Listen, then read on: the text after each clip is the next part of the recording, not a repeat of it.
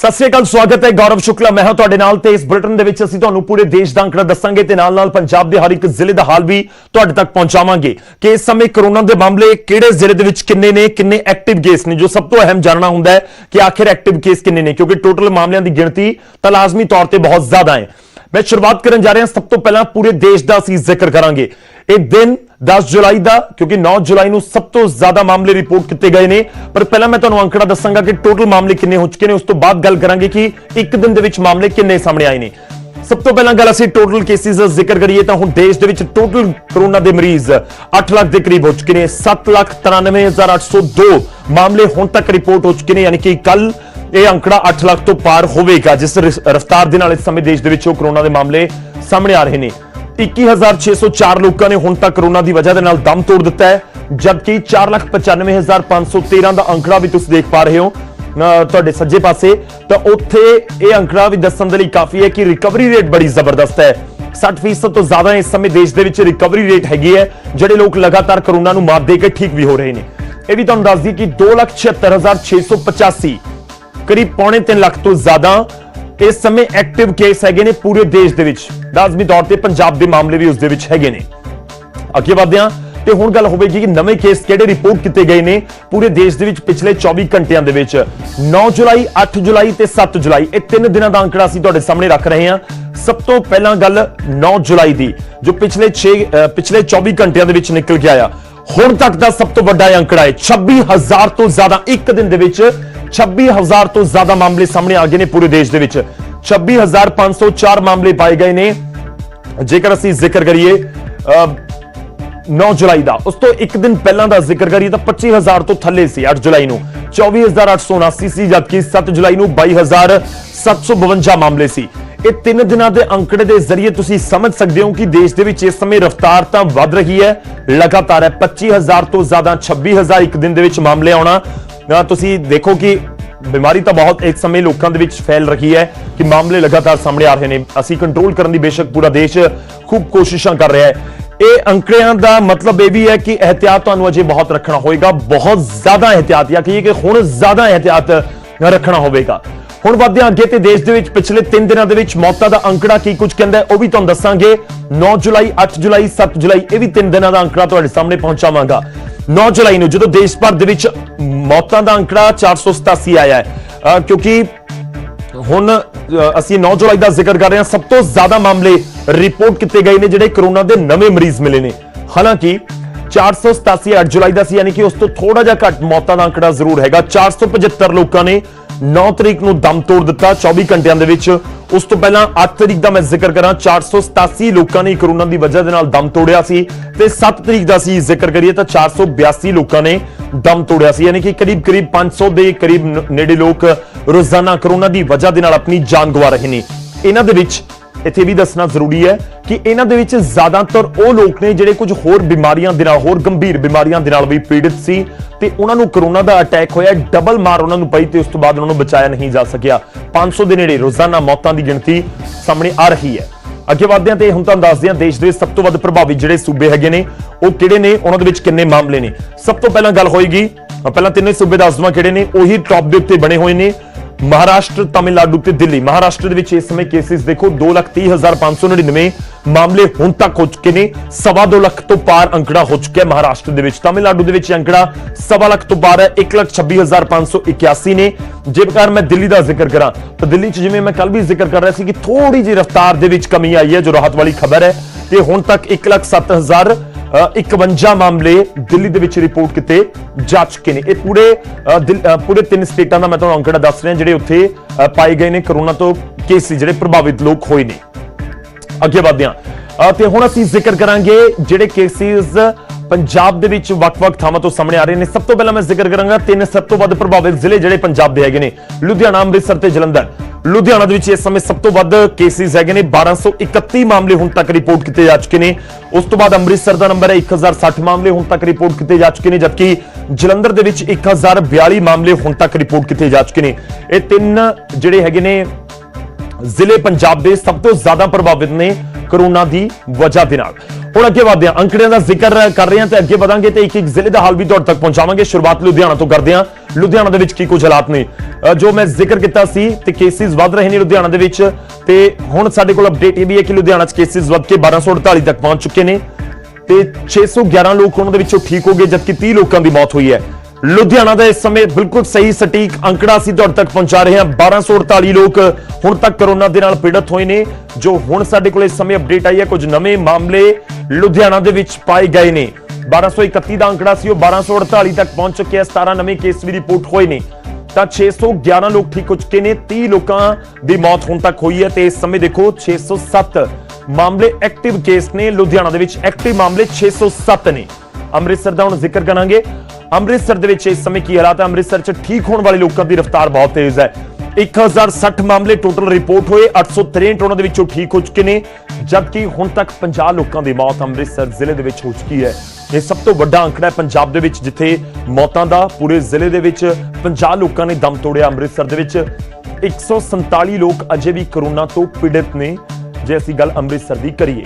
ਹੁਣ ਜਲੰਧਰ ਦਾ ਰੁਖ ਕਰਦੇ ਹਾਂ। ਜਲੰਧਰ ਦਾ ਅਪਡੇਟ ਤੁਹਾਨੂੰ ਦਵਾਂਗੇ। ਜਲੰਧਰ ਦੇ ਵਿੱਚ 1048 ਮਾਮਲੇ ਹੁਣ ਤੱਕ ਰਿਪੋਰਟ ਕੀਤੇ ਜਾ ਚੁੱਕੇ ਨੇ। ਇਹਨਾਂ ਦੇ ਵਿੱਚੋਂ 676 ਲੋਕਾਂ ਨੇ ਕੋਰੋਨਾ ਨੂੰ ਹੁਣ ਤੱਕ ਮਾਤ ਦੇ ਦਿੱਤੀ ਹੈ, ਜਦਕਿ 22 ਲੋਕਾਂ ਦੀ ਮੌਤ ਹੋ ਚੁੱਕੀ ਹੈ ਜਲੰਧਰ ਜ਼ਿਲ੍ਹੇ ਦੇ ਵਿੱਚ। ਇਸ ਸਮੇਂ ਜਲੰਧਰ ਦੇ ਵਿੱਚ ਵੀ 350 ਐਕਟਿਵ ਮਾਮਲੇ ਹੈਗੇ ਨੇ। 350 ਲੋਕ ਹੁਣ ਵੀ ਕੋਰੋਨਾ ਤੋਂ ਪੀੜਤ ਨੇ, ਹੁਣ ਵੀ ਐਕਟਿਵ ਮਾਮਲੇ ਹੈਗੇ ਨੇ।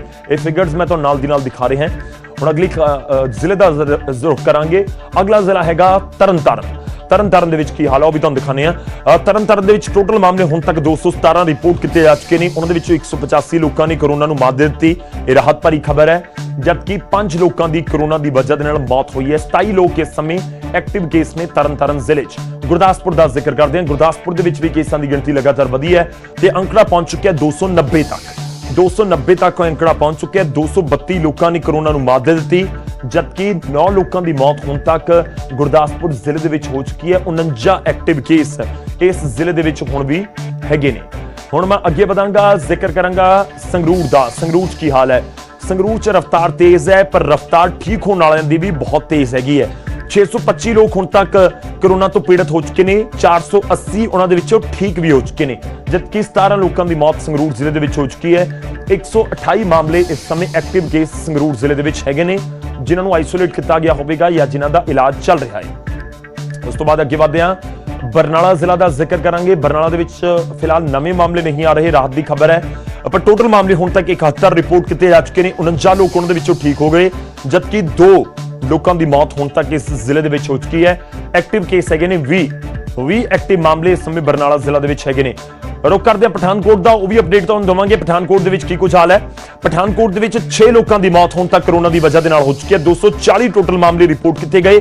204 ਲੋਕ ਕੋਰੋਨਾ ਨੂੰ ਮਾਤ ਦੇ ਚੁੱਕੇ ਨੇ, ਜਦਕਿ 6 ਲੋਕਾਂ ਦੀ ਮੌਤ ਹੋ ਚੁੱਕੀ ਹੈ। ਯਾਨੀ ਕਿ ਸਿੱਧਾ ਜਿਹਾ ਹਿਸਾਬ ਹੈ 30 ਲੋਕ ਇਸ ਸਮੇਂ ਵੀ ਕੋਰੋਨਾ ਤੋਂ ਪੀੜਤ ਹੈਗੇ ਨੇ ਪਠਾਨਕੋਟ ਜ਼ਿਲ੍ਹੇ ਦੇ ਵਿੱਚ। ਪਠਾਨਕੋਟ ਤੋਂ ਬਾਅਦ ਅੱਗੇ ਵਧਾਂਗੇ ਤੇ ਮਾਨਸਾ ਦਾ ਜ਼ਿਕਰ ਕਰਾਂਗੇ। ਮਾਨਸਾ 'ਚ ਰਾਹਤ ਹੈ ਕਿ ਇੱਥੇ ਐਕਟਿਵ ਕੇਸ ਹੁਣ ਬਹੁਤ ਘੱਟ ਨੇ। ਮਾਨਸਾ ਦੇ ਵਿੱਚ ਇਸ ਸਮੇਂ ਐਕਟਿਵ ਕੇਸ ਹੈਗੇ ਨੇ 6।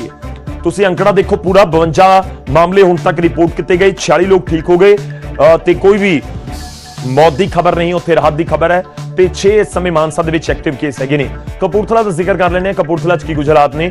ਪੋਜ਼ਿਟਿਵ ਮਾਮਲੇ ਕਪੂਰਥਲਾ ਦੇ ਵਿੱਚ ਕਿੰਨੇ ਨੇ? 131 ਮਾਮਲੇ ਪੋਜ਼ਿਟਿਵ ਮਾਮਲੇ ਨੇ ਕਪੂਰਥਲਾ ਦੇ ਵਿੱਚ। ਉਹਨਾਂ ਦੇ ਵਿੱਚੋਂ 91 ਲੋਕ ਠੀਕ ਹੋਏ ਨੇ, 6 ਲੋਕਾਂ ਦੀ ਮੌਤ ਹੋਈ ਹੈ। ਇਹ ਪੂਰਾ ਅੰਕੜਾ ਦੇਖੋ ਤਾਂ 34 ਲੋਕ ਕੋਰੋਨਾ ਦੇ ਨਾਲ ਹੁਣ ਵੀ ਪੀੜਤ ਨੇ ਕਪੂਰਥਲਾ ਜ਼ਿਲ੍ਹਾ ਦੇ ਵਿੱਚ। ਬਠਿੰਡਾ ਦਾ ਰੁਖ ਕਰਦੇ ਹਾਂ। ਬਠਿੰਡਾ 'ਚ ਕੀ ਹਾਲ ਹੈ? 155 ਲੋਕ ਹੁਣ ਤੱਕ ਕੋਰੋਨਾ ਤੋਂ ਪੀੜਤ ਹੋ ਚੁੱਕੇ ਨੇ। 106 ਲੋਕਾਂ ਨੇ ਕੋਰੋਨਾ ਨੂੰ ਬਠਿੰਡਾ ਦੇ ਵਿੱਚ, ਜਿਹੜੇ ਬਠਿੰਡਾ ਜ਼ਿਲ੍ਹਾ ਦੇ ਨਾਲ ਸੰਬੰਧਿਤ ਸੀ, ਉਹਨਾਂ ਨੇ ਕੋਰੋਨਾ ਨੂੰ ਮਾਤ ਵੀ ਦੇ ਦਿੱਤੀ ਤੇ ਮੌਤ ਹੋਈ ਹੈ 4 ਲੋਕਾਂ ਦੀ। ਤੇ ਇਸ ਸਮੇਂ 45 ਐਕਟਿਵ ਮਾਮਲੇ ਬਠਿੰਡਾ ਜ਼ਿਲ੍ਹਾ ਦੇ ਵਿੱਚ ਵੀ ਹੈਗੇ ਨੇ। ਫਾਜ਼ਿਲਕਾ ਦਾ ਰੁਖ ਕਰ ਰਹੇ ਹਾਂ। ਫਾਜ਼ਿਲਕਾ 'ਚ ਕੀ ਗੁਜਰਾਤ ਨੇ? ਫਾਜ਼ਿਲਕਾ 'ਚ ਰਾਹਤ ਇਹੀ ਹੈ ਕਿ ਕੋਈ ਮੌਤ ਦੀ ਖਬਰ ਨਹੀਂ ਹੈ, ਪਰ 100 ਤੋਂ ਜ਼ਿਆਦਾ ਮਾਮਲੇ ਇੱਥੇ ਵੀ ਰਿਪੋਰਟ ਕੀਤੇ ਜਾ ਚੁੱਕੇ ਨੇ। 104 ਮਾਮਲੇ ਹੁਣ ਤੱਕ ਰਿਪੋਰਟ ਕੀਤੇ ਗਏ, ਉਹਨਾਂ ਦੇ ਵਿੱਚੋਂ 94 ਲੋਕ ਠੀਕ ਹੋ ਗਏ। 10 ਐਕਟਿਵ ਕੇਸ ਇਸ ਸਮੇਂ ਫਾਜ਼ਿਲਕਾ ਜ਼ਿਲ੍ਹਾ ਦੇ ਵਿੱਚ ਹੈਗੇ ਨੇ। ਰੁਖ ਕਰਦੇ ਹਾਂ ਫਿਰੋਜ਼ਪੁਰ ਦਾ। ਫਿਰੋਜ਼ਪੁਰ 'ਚ ਕੀ ਹਾਲ ਹੈ? ਫਿਰੋਜ਼ਪੁਰ ਦੇ ਵਿੱਚ 138 ਲੋਕ ਕੋਰੋਨਾ ਤੋਂ ਪੋਜ਼ਿਟਿਵ ਹੁਣ ਤੱਕ ਪਾਏ ਗਏ ਨੇ। ਇਹਨਾਂ ਦੇ ਵਿੱਚੋਂ 77 ਲੋਕਾਂ ਨੇ ਕੋਰੋਨਾ ਨੂੰ ਮਾਤ ਦੇ ਦਿੱਤੀ ਹੈ, ਜਦਕਿ 3 ਲੋਕਾਂ ਦੀ ਮੌਤ ਫਿਰੋਜ਼ਪੁਰ ਜ਼ਿਲ੍ਹੇ ਦੇ ਵਿੱਚ ਹੁਣ ਤੱਕ ਹੋ ਚੁੱਕੀ ਹੈ। 58 ਇਸ ਸਮੇਂ ਐਕਟਿਵ ਮਾਮਲੇ ਨੇ, ਯਾਨੀ ਕਿ ਐਕਟਿਵ ਮਾਮਲਿਆਂ ਦੀ ਗਿਣਤੀ ਬਹੁਤ ਹੈ। ਉਸ ਤੋਂ ਬਾਅਦ ਅਸੀਂ ਰੁਕ ਕਰਦੇ ਹਾਂ ਫਤਿਹਗੜ੍ਹ ਸਾਹਿਬ ਦਾ। ਫਤਿਹਗੜ੍ਹ ਸਾਹਿਬ ਦੇ ਵਿੱਚ ਕੀ ਹਾਲ ਹੈ? ਤਾਂ ਫਤਿਹਗੜ੍ਹ ਸਾਹਿਬ ਤੋਂ ਤੁਹਾਨੂੰ ਦੱਸ ਦਈਏ ਕਿ 2 ਲੋਕਾਂ ਦੀ ਮੌਤ ਹੁਣ ਤੱਕ ਹੋ ਚੁੱਕੀ ਹੈ। 139 ਟੋਟਲ ਮਾਮਲੇ ਰਿਪੋਰਟ ਕੀਤੇ ਗਏ। 118 ਲੋਕਾਂ ਨੇ ਕਰੋਨਾ ਨੂੰ ਮਾਤ ਦੇ ਦਿੱਤੀ, ਜਦਕਿ 2 ਲੋਕਾਂ ਦੀ ਕਰੋਨਾ ਦੀ ਵਜ੍ਹਾ ਦੇ ਨਾਲ ਮੌਤ ਹੋ ਗਈ। ਤੇ ਇਸ ਸਮੇਂ ਤੁਹਾਨੂੰ ਦੱਸ ਦਈਏ ਕਿ ਜਿਹੜੇ ਐਕਟਿਵ ਮਾਮਲੇ ਹੈਗੇ ਨੇ 19 ਨੇ। ਫਤਿਹਗੜ੍ਹ ਸਾਹਿਬ ਦੇ ਵਿੱਚ 19 ਐਕਟਿਵ ਮਾਮਲੇ ਇਸ ਸਮੇਂ ਵੀ ਹੈਗੇ ਨੇ, ਜਿਨ੍ਹਾਂ ਦਾ ਆਈਸੋਲੇਟ ਕੀਤਾ ਗਿਆ, ਜਿਨ੍ਹਾਂ ਦਾ ਹਸਪਤਾਲਾਂ ਦੇ ਵਿੱਚ ਇਲਾਜ ਚੱਲ ਰਿਹਾ ਹੈ। ਉਸ ਤੋਂ ਬਾਅਦ ਰੁਕ ਕਰਾਂਗੇ ਮੋਗਾ ਜ਼ਿਲ੍ਹਾ ਦਾ। ਜਿਹੜੇ ਮੋਗਾ ਦੇ ਲੋਕ ਨੇ ਉਹ ਵੀ ਜਾਣਨਾ ਚਾਹੁੰਦੇ ਹੋਣਗੇ ਕਿ ਉਹਨਾਂ ਦੇ ਜ਼ਿਲ੍ਹੇ 'ਚ ਕੀ ਕੁਝ ਆ ਰਿਹਾ ਹੈ। ਤਾਂ ਮੋਗਾ ਦੇ ਪੋਜ਼ਿਟਿਵ ਮਾਮਲੇ ਤੁਹਾਨੂੰ ਦੱਸਦੇ ਹਾਂ। ਮੋਗਾ ਦੇ ਵਿੱਚ ਪੋਜ਼ਿਟਿਵ ਮਾਮਲੇ ਹੁਣ ਤੱਕ ਰਿਪੋਰਟ ਕੀਤੇ ਗਏ ਨੇ 142 ਦੇ ਵਿੱਚੋਂ 100 ਲੋਕ ਠੀਕ ਹੋ ਚੁੱਕੇ ਨੇ। ਇਹ ਰਾਹਤ ਹੈ ਮੋਗਾ ਵਾਲਿਆਂ ਦੇ ਲਈ। ਇਹ ਵੀ ਤੁਹਾਨੂੰ ਦੱਸ ਦਈਏ 4 ਲੋਕਾਂ ਦੀ ਮੌਤ ਹੁਣ ਤੱਕ ਹੋ ਚੁੱਕੀ ਹੈ ਮੋਗਾ 'ਚ, ਤੇ ਐਕਟਿਵ ਕੇਸ ਹੈਗੇ ਨੇ 38 ਮਾਮਲੇ ਹੁਣ ਵੀ ਕਰੋਨਾ ਤੋਂ ਪੀੜਤ ਨੇ, ਜਿਨ੍ਹਾਂ ਦਾ ਇਲਾਜ ਚੱਲ ਰਿਹਾ। ਉਸ ਤੋਂ ਬਾਅਦ ਰੋਪੜ ਦਾ ਮੈਂ ਜ਼ਿਕਰ ਕਰਦਾ। ਰੋਪੜ 'ਚ ਕੀ ਕੁਝ ਹਾਲਾਤ ਨੇ, ਤਾਂ ਰੋਪੜ ਦੇ ਵਿੱਚ ਤੁਹਾਨੂੰ ਦੱਸ ਦਈਏ ਕਿ 122 ਮਾਮਲੇ ਹੁਣ ਤੱਕ ਰਿਪੋਰਟ ਕੀਤੇ ਜਾ ਚੁੱਕੇ ਨੇ। 110 ਲੋਕਾਂ ਨੇ ਕਰੋਨਾ ਨੂੰ ਮਾਤ ਦੇ ਦਿੱਤੀ ਹੈ। ਇੱਕ ਸ਼ਖਸ ਦੀ ਮੌਤ ਹੋ ਗਈ। ਇਸ ਸਮੇਂ 11 ਐਕਟਿਵ ਕੇਸ ਹੈਗੇ ਨੇ ਰੋਪੜ ਜ਼ਿਲ੍ਹੇ ਦੇ ਵਿੱਚ। ਰੋਪੜ ਤੋਂ ਬਾਅਦ ਫਰੀਦਕੋਟ ਦਾ ਜ਼ਿਕਰ ਕਰਦੇ ਹਾਂ। ਫਰੀਦਕੋਟ ਦੇ ਵਿੱਚ ਕੀ ਹਾਲ ਹੈ, ਤਾਂ ਫਰੀਦਕੋਟ ਦਾ ਤੁਹਾਨੂੰ ਅਪਡੇਟ ਦੱਸ ਦਵਾਂ। 147 ਮਾਮਲੇ ਹੁਣ ਤੱਕ ਰਿਪੋਰਟ ਕੀਤੇ ਗਏ ਨੇ, ਤੇ 147 ਦੇ ਵਿੱਚੋਂ 105 ਲੋਕ ਠੀਕ ਹੋ ਚੁੱਕੇ ਨੇ। ਇੱਥੇ ਰਾਹਤ ਇਹ ਵੀ ਹੈ ਕਿ ਕਿਸੇ ਦੀ ਜਾਨ ਨਹੀਂ ਗਈ, ਕੋਈ ਮੌਤ ਦੀ ਖਬਰ ਨਹੀਂ ਹੈ, ਪਰ ਐਕਟਿਵ ਮਾਮਲੇ ਕਾਫੀ ਹੈਗੇ ਨੇ। 42 ਐਕਟਿਵ ਮਾਮਲੇ ਇਸ ਸਮੇਂ ਹੈਗੇ ਨੇ ਫਰੀਦਕੋਟ ਜ਼ਿਲ੍ਹੇ ਦੇ ਵਿੱਚ। ਮੁਕਤਸਰ ਦਾ ਜ਼ਿਕਰ ਕਰ ਲੈਂਦੇ ਹਾਂ। ਮੁਕਤਸਰ 'ਚ ਕੀ ਹਾਲਾਤ ਨੇ। ਮੁਕਤਸਰ ਦੇ ਵਿੱਚ ਇੱਕ ਸ਼ਖਸ ਦੀ ਮੌਤ ਹੋਈ। 143 ਟੋਟਲ ਮਾਮਲੇ ਨੇ। 132 ਲੋਕਾਂ ਨੇ ਕਰੋਨਾ ਨੂੰ ਮਾਤ ਦੇ ਦਿੱਤੀ, ਯਾਨੀ ਕਿ ਇਸ ਸਮੇਂ 10 ਐਕਟਿਵ ਮਾਮਲੇ ਮੁਕਤਸਰ ਸਾਹਿਬ ਦੇ ਵਿੱਚ ਵੀ ਹੈਗੇ ਨੇ। ਹੁਸ਼ਿਆਰਪੁਰ ਦਾ ਹੁਣ ਜ਼ਿਕਰ ਕਰ ਲੈਂਦੇ ਹਾਂ। ਹੁਸ਼ਿਆਰਪੁਰ ਦੇ ਵਿੱਚ ਵੀ ਮਾਮਲੇ ਤਾਂ ਬਹੁਤ ਵਧੇ, 200 ਦੇ ਨੇੜੇ ਅੰਕੜਾ ਪਹੁੰਚ ਚੁੱਕਿਆ ਹੈ, ਪਰ ਉੱਥੇ ਠੀਕ ਵੀ ਬਹੁਤ ਸਾਰੇ ਲੋਕ ਹੋਏ ਨੇ।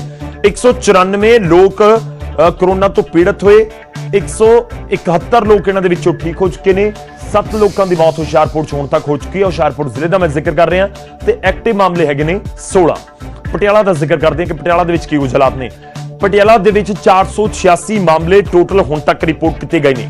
ਪਟਿਆਲਾ ਦੇ ਲਈ ਇੱਕ ਇਹ ਵੀ ਟੈਨਸ਼ਨ ਵਾਲੀ ਗੱਲ ਜ਼ਰੂਰ ਹੈ ਕਿ ਇੱਥੇ ਰਿਕਵਰੀ ਰੇਟ ਬਾਕੀ ਜ਼ਿਲ੍ਹਿਆਂ ਦੇ ਨਾਲੋਂ, ਪੰਜਾਬ ਦੇ ਨਾਲੋਂ ਬਹੁਤ ਘੱਟ ਹੈ। 486 ਟੋਟਲ ਮਾਮਲੇ ਆਏ, 206 ਉਹਨਾਂ ਦੇ ਵਿੱਚੋਂ ਠੀਕ ਹੋ ਚੁੱਕੇ ਨੇ, ਜਦਕਿ 10 ਲੋਕਾਂ ਦੀ ਮੌਤ ਹੁਣ ਤੱਕ ਹੋ ਚੁੱਕੀ ਹੈ। 270 ਮਾਮਲੇ ਇਸ ਸਮੇਂ ਐਕਟਿਵ ਕੇਸ ਹੈਗੇ ਨੇ ਪਟਿਆਲਾ ਜ਼ਿਲ੍ਹਾ ਦੇ ਵਿੱਚ।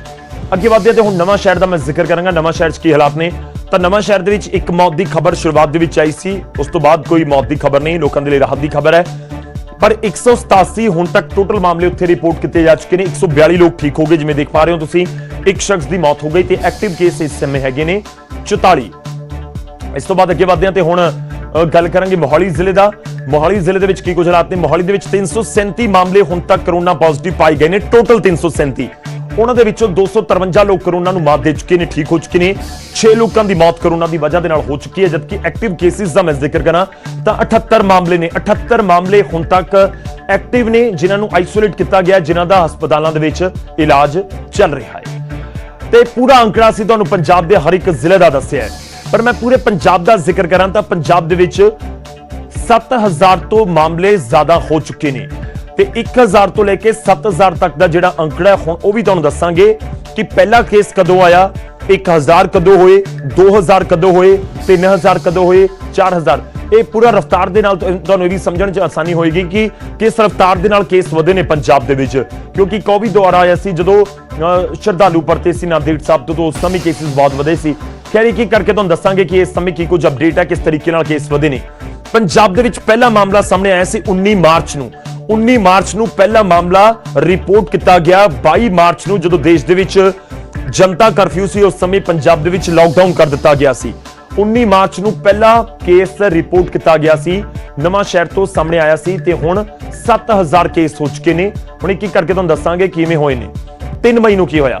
3 ਮਈ ਨੂੰ ਇਹ ਗਿਣਤੀ ਵੱਧ ਕੇ ਪਹੁੰਚ ਗਈ 1000 ਤੱਕ, ਯਾਨੀ ਕਿ 19 ਮਾਰਚ ਲੈ ਕੇ 3 ਮਈ ਤੱਕ ਦਾ ਇਹ ਸਮਾਂ ਲੱਗਿਆ 1000 ਕੇਸਾਂ ਤੱਕ ਪਹੁੰਚਣ ਦੇ ਲਈ ਕੋਰੋਨਾ ਨੂੰ। ਪਰ ਉਸ ਤੋਂ ਬਾਅਦ ਦੀ ਰਫ਼ਤਾਰ ਦੇਖੋ, 3 ਮਈ ਨੂੰ 1000, ਤਾਂ 19 ਮਈ ਨੂੰ ਹੋ ਗਏ 2000। ਉਹ 13 ਦਿਨਾਂ ਦੇ ਵਿੱਚ, 16 ਦਿਨਾਂ ਦੇ ਵਿੱਚ ਹੀ 1000 ਮਾਮਲੇ ਵੱਧ ਗਏ ਸੀ। ਉਸ ਤੋਂ ਬਾਅਦ ਵੀ ਥੋੜਾ ਜਿਹਾ ਬ੍ਰੇਕ ਰਿਹਾ ਪੰਜਾਬ ਦੇ ਵਿੱਚ ਕੇਸਿਸ ਵਧਣ ਨੂੰ ਲੈ ਕੇ। ਮਈ ਦਾ ਮਹੀਨੇ ਤੋਂ ਬਾਅਦ 13 ਜੂਨ ਤੱਕ ਕਰੀਬ 1 ਮਹੀਨਾ ਕਹਿ ਸਕਦੇ ਹੋ ਤੁਸੀਂ, 22 ਤੋਂ 25 ਦਿਨ ਲੱਗ ਗਏ 2000 ਤੋਂ 3000 ਦਾ ਅੰਕੜਾ ਪਹੁੰਚਣ ਤੱਕ। ਤਾਂ ਇਹ ਦੱਸ ਰਿਹਾ ਕਿ ਉਸ ਸਮੇਂ ਥੋੜੀ ਜਿਹੀ ਰਫ਼ਤਾਰ ਜ਼ਰੂਰ ਘੱਟ ਹੋਈ ਸੀ। 13 ਜੂਨ ਨੂੰ 3000 ਤੱਕ ਇਹ ਅੰਕੜਾ ਪਹੁੰਚਿਆ ਸੀ, ਪਰ ਉਸ ਤੋਂ ਬਾਅਦ ਦੀ ਰਫ਼ਤਾਰ ਦੇਖੋ, ਕਿਉਂਕਿ 10 ਜੁਲਾਈ ਹੋਈ ਹੈ, 7000 ਤੱਕ ਪਹੁੰਚ ਗਿਆ। 13 ਜੂਨ ਨੂੰ ਦਿਨ ਸੀ, 13 ਜੂਨ ਨੂੰ ਦਿਨ ਹੋਏ ਨੇ, ਤੁਸੀਂ ਕਹਿ ਸਕਦੇ ਹੋ ਕਿ ਕਰੀਬ 1 ਮਹੀਨਾ, ਤੇ 4000 ਮਾਮਲੇ ਸਾਹਮਣੇ ਆ ਚੁੱਕੇ ਨੇ ਇਸ ਮਹੀਨੇ ਦੇ ਵਿੱਚ। ਮੈਂ ਤੁਹਾਨੂੰ ਦੱਸ ਦਿਆਂ ਕਿ ਅੱਗੇ ਕੀ ਹੋਇਆ। 13 ਜੂਨ ਤੱਕ 3000 ਸੀ ਤੇ ਫਿਰ ਉਸ ਤੋਂ ਬਾਅਦ 8 ਦਿਨ ਦੇ ਵਿੱਚ 1000 ਮਾਮਲੇ ਫਿਰ ਸਾਹਮਣੇ ਆ ਗਏ। ਇੱਕ ਹੋਰ ਫਿਗਰ ਤੁਹਾਨੂੰ ਦਿਖਾ ਰਿਹਾ ਕਿ 4000 5000 6000 ਕਿਵੇਂ ਹੋਏ ਨੇ। ਉਸ ਤੋਂ ਬਾਅਦ 4000 ਹੋਏ ਨੇ 21 ਜੂਨ ਨੂੰ, 5000 ਹੋ ਗਏ 27 ਜੂਨ ਨੂੰ, ਇਹ ਵੀ ਕੁਝ ਦਿਨਾਂ 6 ਦਿਨਾਂ ਚ ਵੱਧ ਗਏ ਤੇ ਉਸ ਤੋਂ ਬਾਅਦ 6000 4 ਜੁਲਾਈ ਨੂੰ ਹੋਏ ਸੀ। ਤੇ ਦੇਖੋ ਹੁਣ ਇਹ ਅੰਕੜਾ 10 ਜੁਲਾਈ ਦਾ ਦਿਨ ਹੈ, 10 ਜੁਲਾਈ ਦੇ ਅੰਕੜੇ ਵੀ ਇਸ ਦੇ ਵਿੱਚ ਸ਼ਾਮ ਨੂੰ ਜੁੜ ਜਾਣਗੇ, ਪਰ ਉਸ ਤੋਂ ਪਹਿਲਾਂ ਹੀ 9 ਜੁਲਾਈ ਨੂੰ ਹੀ 7000 ਤੱਕ ਇਹ ਅੰਕੜਾ ਪਹੁੰਚ ਗਿਆ। ਤਾਂ ਇਹ ਰਫ਼ਤਾਰ ਲਾਜ਼ਮੀ ਤੌਰ ਤੇ ਬਹੁਤ ਤੇਜ਼ ਆ ਰਹੀ ਹੈ। ਇੱਕ ਮਾਮਲਾ ਸੀ 19 ਮਾਰਚ ਨੂੰ, 10 ਜੁਲਾਈ ਨੂੰ 9 ਜੁਲਾਈ ਨੂੰ ਮੈਂ ਜ਼ਿਕਰ ਕਰਾਂ ਤਾਂ 7000 ਤੋਂ ਅੰਕੜਾ ਇਹ ਪਾਰ ਪਹੁੰਚ ਚੁੱਕਿਆ ਹੈ। 200 ਸਵਾ 200 ਮਾਮਲੇ ਰੋਜ਼ ਪੰਜਾਬ ਦੇ ਵਿੱਚ ਸਾਹਮਣੇ ਆ ਰਹੇ ਨੇ ਜੋ ਚਿੰਤਾ ਨੂੰ ਵਧਾਉਣ ਵਾਲੇ ਹੈਗੇ ਨੇ। ਰਫ਼ਤਾਰ ਵੀ 4-5 ਦਿਨ ਦੇ ਵਿੱਚ ਜ਼ਿਆਦਾ ਹੋ ਰਹੀ ਹੈ। 4 ਤੇ 9 ਜੁਲਾਈ ਦੇ ਵਿੱਚ 5 ਦਿਨ ਦਾ ਹੀ ਫਰਕ ਸੀ, ਪਰ 1000 ਮਾਮਲੇ ਸਾਹਮਣੇ ਆ ਗਏ। ਹੁਣ ਤੁਹਾਨੂੰ ਵੀ ਦੱਸਦੇ ਹਾਂ ਕਿ ਰਫ਼ਤਾਰ ਟੈਸਟ ਕਰਨ ਦੀ ਇਸ ਸਮੇਂ ਦੇਸ਼ ਦੇ ਵਿੱਚ ਕਿੰਨੀ ਹੈ, ਉਹ ਵੀ ਬਹੁਤ ਜ਼ਿਆਦਾ ਵਧਾ ਦਿੱਤੀ ਗਈ ਹੈ ਹੁਣ। ਇਸ ਕਰਕੇ ਤੁਸੀਂ ਇਹ ਵੀ ਕਹਿ ਰਹੇ ਹੋ ਟੈਸਟਿੰਗ ਜ਼ਿਆਦਾ ਹੋ ਰਹੀ ਹੈ ਤਾਂ ਸ਼ਾਇਦ ਮਾਮਲੇ ਵੀ ਜ਼ਿਆਦਾ ਸਾਹਮਣੇ ਆ ਰਹੇ ਨੇ। ਉਹ ਵੀ ਅੰਕੜਾ ਤੁਹਾਨੂੰ ਦਿਖਾਉਂਦੇ ਆ ਕਿ ਕਿਵੇਂ ਟੈਸਟਿੰਗ ਪੂਰੇ ਦੇਸ਼ ਦੇ ਵਿੱਚ ਹੋ ਰਹੀ ਹੈ। ਤਾਂ 9 ਜੁਲਾਈ ਨੂੰ ਟੈਸਟ ਕੀਤੇ ਗਏ ਨੇ 2,83,000 ਤੋਂ ਜ਼ਿਆਦਾ, 2,83,659। ਇਹ ਅੰਕੜਾ ਤੁਸੀਂ ਦੇਖ ਰਹੇ ਹੋ 9 ਜੁਲਾਈ ਨੂੰ ਜਿਹੜੇ ਦੇਸ਼ ਭਰ ਦੇ ਵਿੱਚ ਟੈਸਟ ਕੀਤੇ ਗਏ ਨੇ ਕਰੋਨਾ ਦੇ। 8 ਜੁਲਾਈ ਨੂੰ ਇਹ ਅੰਕੜਾ ਸੀਗਾ 2,67,061। 7 ਜੁਲਾਈ ਨੂੰ ਇਹ ਅੰਕੜਾ ਸੀ 2,62,679। ਯਾਨੀ ਕਿ 7-8 ਦੇ ਮੁਕਾਬਲੇ 9 ਦੇ ਵਿੱਚ ਜਾ ਕੇ 9 ਜੁਲਾਈ ਨੂੰ ਜਾ ਕੇ ਹੋਰ ਵੀ ਜ਼ਿਆਦਾ ਟੈਸਟ ਹੋਏ ਨੇ। ਇੱਕ ਤੁਸੀਂ ਚੰਗੀ ਗੱਲ ਕਹਿ ਸਕਦੇ ਹੋ ਕਿ ਜਿੰਨੀ ਜਲਦੀ ਸਭ ਕੁਝ ਪਤਾ ਲੱਗੇਗਾ ਉਨੀ ਜਲਦੀ ਚੀਜ਼ਾਂ ਕਲੀਅਰ ਹੋਣਗੀਆਂ। ਤੇ ਪੂਰੇ ਪੰਜਾਬ ਦਾ ਅੰਕੜੇ ਅਸੀਂ ਤੁਹਾਡੇ ਸਾਹਮਣੇ ਰੱਖੇ ਨੇ। ਕੋਸ਼ਿਸ਼ ਰਹਿੰਦੀ ਹੈ ਕਿ ਬਿਲਕੁਲ ਸਹੀ ਸਟੀਕ ਜਾਣਕਾਰੀ ਤੁਹਾਡੇ ਤੱਕ ਪਹੁੰਚਾਈਏ ਤੇ ਇਸ ਦੇ ਨਾਲ ਹੀ ਉਹ ਵੀ ਚੀਜ਼ਾਂ ਜੋ ਅੰਕੜੇ ਤੁਸੀਂ ਜਾਣਨਾ ਚਾਹੁੰਦੇ ਨੇ ਉਹ ਵੀ ਤੁਹਾਡੇ ਤੱਕ ਅਸੀਂ ਪਹੁੰਚਾਉਣ ਦੀ ਕੋਸ਼ਿਸ਼ ਕਰਦੇ ਹਾਂ। ਹੁਣ ਅੱਗੇ ਵਧਦੇ ਹਾਂ, ਕੁਝ ਹੋਰ ਖਬਰਾਂ ਦਾ ਰੁਖ ਕਰਾਂਗੇ। ਇਸ ਸਮੇਂ ਇੱਕ ਵੱਡੀ ਖਬਰ ਆ ਰਹੀ ਹੈ, ਉਸ ਦਾ ਰੁਖ ਕਰਦੇ ਹਾਂ। ਪੰਜਾਬ ਸਕੱਤਰੇਤ ਦੇ ਵਿੱਚ ਆਮ ਲੋਕਾਂ ਦੀ ਐਂਟਰੀ ਨੂੰ ਬੰਦ ਕਰ ਦਿੱਤਾ ਗਿਆ ਹੈ। ਜੀ ਹਾਂ, ਵੱਡੀ ਖਬਰ ਇਸ ਸਮੇਂ ਦੀ ਕੋਰੋਨਾ ਦੇ ਇਸ ਪੂਰੇ ਕਾਲ ਦੇ ਵਿੱਚ ਤੁਹਾਨੂੰ ਦੱਸ ਦਈਏ ਕਿਉਂਕਿ ਮਾਮਲਾ ਉੱਥੋਂ ਸਾਹਮਣੇ ਆਇਆ ਤੇ ਉਸ ਤੋਂ ਬਾਅਦ ਪੰਜਾਬ ਸਕੱਤਰੇਤ ਦੇ ਵਿੱਚ ਆਮ ਲੋਕਾਂ ਦੀ ਐਂਟਰੀ ਦੇ ਉੱਤੇ ਰੋਕ ਲਗਾ ਦਿੱਤੀ ਗਈ ਹੈ। ਕੋਰੋਨਾ ਦੇ ਵੱਧਦੇ ਖਤਰੇ ਨੂੰ ਦੇਖਦੇ ਹੋਏ ਫੈਸਲਾ ਲਿਆ ਗਿਆ। ਕੱਲ ਸਕੱਤਰੇਤ ਦੇ ਵਿੱਚ ਇੱਕ ਕੋਰੋਨਾ ਦਾ ਮਾਮਲਾ ਸਾਹਮਣੇ ਆਇਆ ਸੀ। ਸਕੱਤਰੇਤ ਦਾ ਇੱਕ ਮੁਲਾਜ਼ਮ ਪੋਜ਼ਿਟਿਵ ਪਾਇਆ ਗਿਆ ਸੀ ਤੇ ਉਸ ਤੋਂ ਬਾਅਦ ਫੌਰੀ ਤੌਰ ਤੇ ਐਕਸ਼ਨ ਲਿਆ ਗਿਆ। ਲੋਕਾਂ ਨੂੰ ਉੱਥੇ ਐਂਟਰੀ ਬੰਦ ਕਰ ਦਿੱਤੀ ਗਈ ਹੈ ਤਾਂ ਲਾਜ਼ਮੀ ਤੌਰ ਤੇ ਪੂਰੇ ਆਫਿਸ ਨੂੰ ਸੈਨੀਟਾਈਜ਼ ਕਰਨ ਦੀ ਕੋਸ਼ਿਸ਼ ਹੋਏਗੀ। ਉਸ ਦੀ ਸ਼ੁਰੂਆਤ ਵੀ ਸੈਨੀਟਾਈਜੇਸ਼ਨ ਦੀ ਸ਼ੁਰੂ ਕਰ ਦਿੱਤੀ ਗਈ ਹੋਵੇਗੀ। ਪਰ ਸਕੱਤਰੇਤ ਦੇ ਵਿੱਚ ਫਿਲਹਾਲ ਆਮ ਲੋਕ ਨਹੀਂ ਜਾ ਸਕਣਗੇ ਪੰਜਾਬ ਵਿਧਾਨ ਸਭਾ ਸਕੱਤਰੇਤ ਦੇ ਵਿੱਚ, ਕਿਉਂਕਿ ਉੱਥੇ ਇੱਕ ਦਿਨ ਪਹਿਲਾਂ ਕੋਰੋਨਾ ਦਾ ਮਾਮਲਾ ਪਾਇਆ ਗਿਆ ਸੀ ਤੇ ਉਸ ਤੋਂ ਬਾਅਦ ਇਹ ਫੈਸਲਾ ਲਿਆ ਗਿਆ ਕਿ ਫਿਲਹਾਲ ਨਹੀਂ ਲੋਕਾਂ ਦੀ ਐਂਟਰੀ ਉੱਥੇ ਕੀਤੀ ਜਾਵੇ।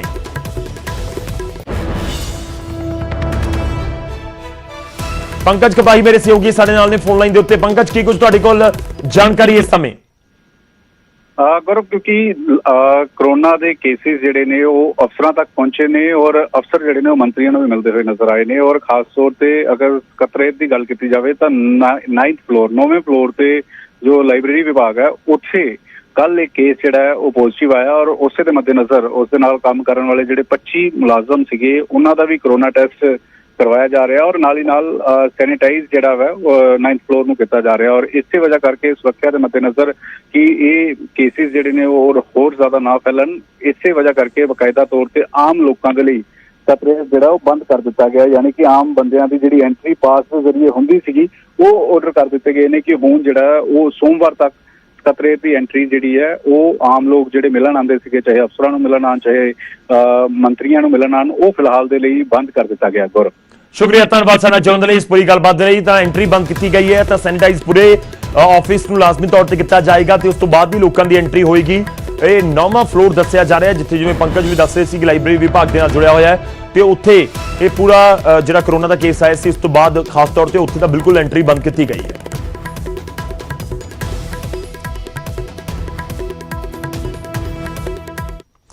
ਹੁਣ ਅੱਗੇ ਵਧਦੇ ਇੱਕ ਹੋਰ ਵੱਡੀ ਖਬਰ ਹੈ ਮੰਤਰੀ ਦੇ ਨਾਲ ਜੁੜੀ ਹੋਈ। ਪੰਜਾਬ ਦੇ ਕੈਬਨਿਟ ਮੰਤਰੀ ਤ੍ਰਿਪਤ ਰਜਿੰਦਰ ਸਿੰਘ ਬਾਜਵਾ ਦੇ ਵੱਲੋਂ ਕੋਰੋਨਾ ਟੈਸਟ ਕਰਵਾਇਆ ਗਿਆ ਹੈ। ਜੀ ਹਾਂ, ਫਿਲਹਾਲ ਰਿਪੋਰਟ ਦਾ ਇੰਤਜ਼ਾਰ ਕੀਤਾ ਜਾ ਰਿਹਾ। ਪੰਚਾਇਤੀ ਵਿਭਾਗ ਦੇ ਡਾਇਰੈਕਟਰ ਵਿਪੁਲ ਉਜਵਲ ਕੋਰੋਨਾ ਪੋਜ਼ਿਟਿਵ ਹੋ ਚੁੱਕੇ ਨੇ ਤੇ ਤ੍ਰਿਪਤ ਬਾਜਵਾ ਦੀ ਇੱਕ ਦਿਨ ਪਹਿਲਾਂ ਹੀ ਡਾਇਰੈਕਟਰ ਦੇ ਨਾਲ ਮੀਟਿੰਗ ਹੋਈ ਸੀ ਤੇ ਉਸ ਤੋਂ ਬਾਅਦ ਤ੍ਰਿਪਤ ਬਾਜਵਾ ਨੇ ਖੁਦ ਨੂੰ ਕੁਆਰੰਟਾਈਨ ਤਾਂ ਕਰ ਲਿਆ ਤੇ ਨਾਲ ਹੀ ਜਿਹੜਾ ਟੈਸਟ ਵੀ ਉਹਨਾਂ ਦੇ ਵੱਲੋਂ ਕਰਵਾਇਆ ਗਿਆ, ਲਾਜ਼ਮੀ ਤੌਰ ਤੇ ਕਰਵਾਉਣਾ ਹੀ ਸੀ ਤੇ ਹੁਣ ਰਿਪੋਰਟ ਦਾ ਇੰਤਜ਼ਾਰ ਕੀਤਾ ਜਾ ਰਿਹਾ ਹੈ।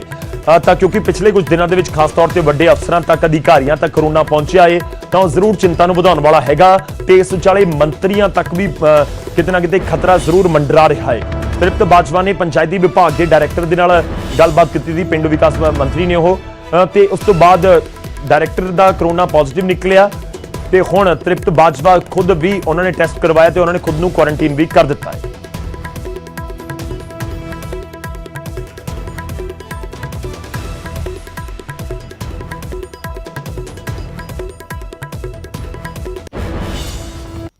इसी एक घंटा मीटिंग साड़ी चली है जी ਤੇ ਉਸ ਦੀ ਪ੍ਰੀਕਾਸ਼ਨ ਵੀ ਕਰਕੇ ਮੈਂ ਵੀ ਆਪਣਾ ਟੈਸਟ ਕਰਾ ਰਿਹਾ ਜੀ। ਤੇ ਤਰਜਿੰਦਰ ਬਾਜਵਾ ਜੀ, ਕਿੰਨੇ ਲੋਕ ਇਸ ਮੀਟਿੰਗ ਦੇ ਵਿੱਚ ਹੋਰ ਸ਼ਾਮਲ ਸੀ ਤਾਂ ਕੀ ਕਿਸੇ ਦੇ ਨਾਲ ਹੱਥ ਵਗੈਰਾ ਵੀ ਮਿਲਾਇਆ ਗਿਆ ਹੈ? ਨਹੀਂ, ਹੱਥ ਮਿਲਾਉਣ ਵਾਲੀ ਗੱਲ ਤਾਂ ਖਤਮ ਹੋ ਚੁੱਕੀ ਆ। ਪਰ ਬੈਠੇ ਸੀਗੇ ਸਾਰੇ, ਹੋਰ ਸੈਕਟਰੀ ਸਾਹਿਬ ਵੀ ਬੈਠੇ ਸੀ, ਸੀਮਾ ਜੈਨ ਵੀ ਸੀਗੇ, ਉਹ ਜੈਨ ਡਾਇਰੈਕਟਰ ਵਗੈਰਾ ਹੋਰ ਵੀ ਸਨ ਬੈਠੇ ਹੋਏ।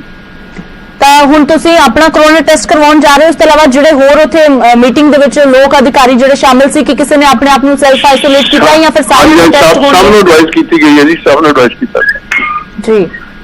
ਤਾਂ ਬਾਜਵਾ ਜੀ, ਹੁਣ ਲੱਗ ਨਹੀਂ ਰਿਹਾ ਕਿ ਜਿਸ ਤਰੀਕੇ ਦੇ ਨਾਲ ਪਹਿਲਾਂ ਵੀ 40 ਤੋਂ ਵੱਧ ਇੱਥੇ ਪੀਸੀਐਸ ਅਧਿਕਾਰੀ ਇਕੱਠੇ ਹੋਏ ਸੀ, ਮੀਟਿੰਗ ਤੋਂ ਬਾਅਦ ਹੀ ਹੁਣ ਲਗਾਤਾਰ ਐਸਡੀਐਮ ਏਡੀਸੀ ਪੋਜ਼ਿਟਿਵ ਆ ਰਹੇ ਨੇ, ਤੇ ਲੱਗਦਾ ਨਹੀਂ ਕਿ ਹੁਣ ਅਜਿਹੀਆਂ ਮੀਟਿੰਗਾਂ ਤੋਂ ਥੋੜਾ ਗੁਰੇਜ਼ ਕਰਨਾ ਚਾਹੀਦਾ ਹੈ ਜਿੱਥੇ ਮੀਟਿੰਗਾਂ ਤਾਂ ਚੱਲਦੀਆਂ ਰਹਿਣਗੀਆਂ, ਪ੍ਰੀਕਾਸ਼ਨ ਪੂਰੇ ਰਹਿਣੇ ਚਾਹੀਦੇ, ਬਸ ਇੰਨੀ।